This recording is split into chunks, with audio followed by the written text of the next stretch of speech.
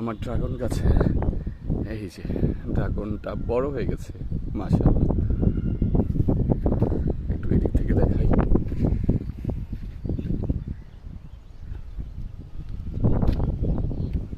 এই হচ্ছে গাছ, এই হচ্ছে ড্রাগন ফলটা, কাছে থেকে দেখাই।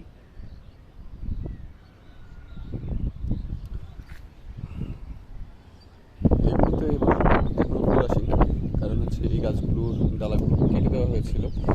তো এখানে একটা ছিল, এখানে একটা ছিল, এখানে এটা বৃষ্টি দিয়ে ঝুঁকে পড়ে গেছে, কারণ প্রচণ্ড বাতাস যেহেতু ছাদে, আর এই বাতাসের কারণে এগুলো পড়ে যাচ্ছে।